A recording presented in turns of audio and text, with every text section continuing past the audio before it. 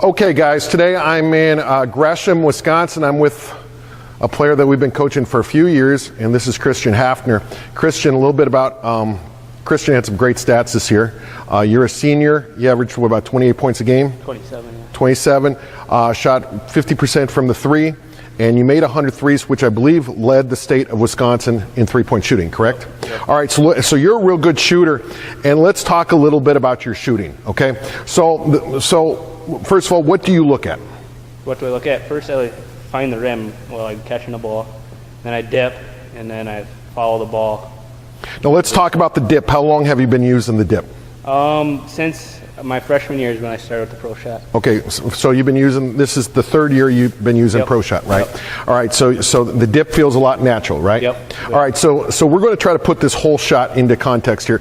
So when you catch it, the first thing you're going to be obviously is looking at the basket, right? You're going to dip. Now, where do you normally dip to? Your thigh. Okay, and it feels pretty good, correct? All right, so now you've done that, and then when you come back, do you worry about set points? No, not at all.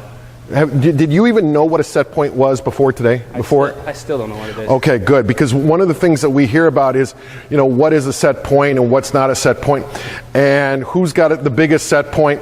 One thing about Christian is he has no idea. You know what he is? He's a shooter, and I think so many people out there focus on set points. Set points is when you hold the ball, and of course you're a one-motion shooter, so you don't have a set point, pretty much.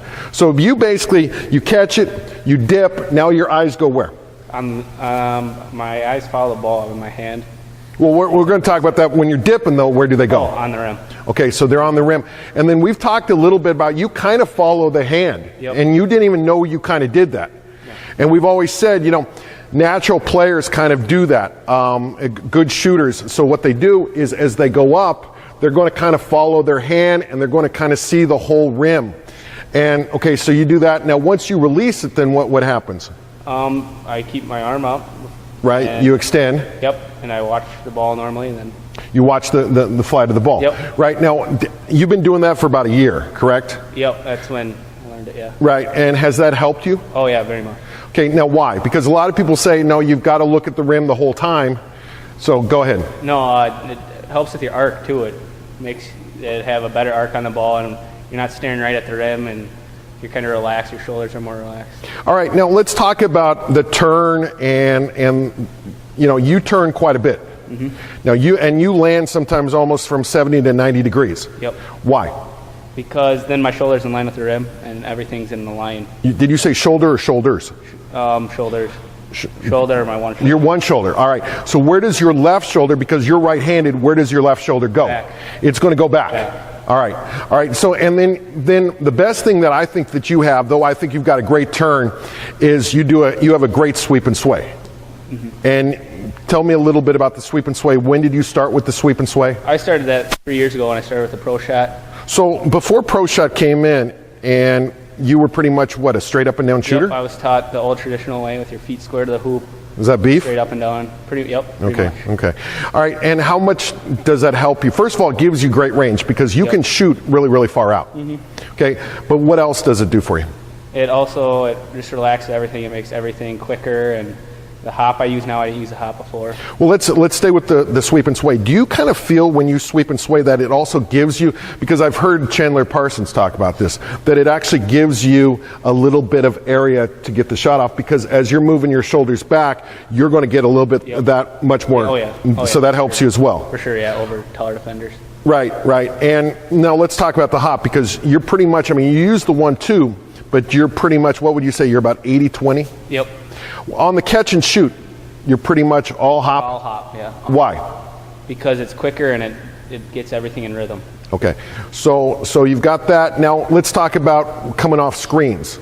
So let's say you're coming off a down screen, which is still kind of a catch and shoot. Are you pretty much a 1-2 or a hop guy at that point? I can do both. I prefer the hop, I think, over the... Because you feel quicker? Yep. Does it feel more rhythmic with you as well? Yep. Okay. Yep. Good. So how important is shooting for you? Oh, very important. Very important. That's what has me out there on the floor all the time. If you couldn't shoot, or if you were just an average shooter, would you have averaged 27 points a game? Would you have, No. So you think shooting is pretty important? Yeah, probably the most important thing. Well, at least for you it is. Yeah. Now you're also a point guard though. Yep. Okay, because some people say, well, he's just a shooter. You're a point guard. Yep. Right? And so, because a lot of people say as a point guard, you don't need to become a shooter because you're all about facilitating, but you believe shooting is really, really important even at the point guard position. Yes, for sure. Why is that? Because then you're a dual threat and they have to guard you. They can't sit off you, and then it's easier to get to the lane too. Then they have to actually come way out on you. When I cross half court, they're already picking me up, and then it's easier to get by them then too. Awesome. So he pretty much uses the entire system. Is there anything, and you're also a finger guy. Yep. Oh yeah. Because we get a lot of people that are anti-finger and they try it or whatever. How long did it take you to get it? To get the finger? Well, the first day, it kind of felt weird because I learned it my whole life the other way. So you were 4 down? Oh yeah. You were a cookie jar? Yep. Okay, go ahead. And then after that, it didn't take long. I just worked on it for about a week and I had it down. Do you know about the forest? Yep. So you believe in the forest? Yes, for sure. All right. So there's Christian. Once again, he had a great season, about 60% from the field, but more important, or as importantly, I won't say more importantly, 60% from the field, 50% from three. You shot what from the free throw line? 88%. 88%. So he was almost a 60-50-90, which is unheard of. And he led the state of Wisconsin in three-pointers made, and I believe percentage. I was top two. Top two. Okay, that's pretty darn good. So we're going to show you some film on Christian and kind of see what his shot. And I think as you see it, he's really using the forest, and it really has helped him. It's definitely helped you? Oh yeah, for sure. Beautiful. Christian shoots with the entire forest system. He dominates with the index finger on his release. He also has a great offhand. For this reason, he is balanced in the upper body. Christian also has great rhythm, which is the shooting dip. On every catch and shoot, he normally dips to the thigh. His eyes help him follow the release, and upon the release of the ball, he follows the ball to better his arc. He also has a great sweep and sway. Christian's left shoulder is always back. Lastly, he has a quality turn. His shooting shoulder is aligned to the basket, as is his hip, the feeder turn. He also shoots with a one-eye form. This keeps his shot straight. Rarely does Christian ever miss to the side.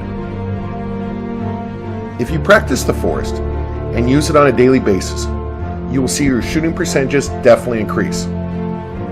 Everyone watching should discover the forest.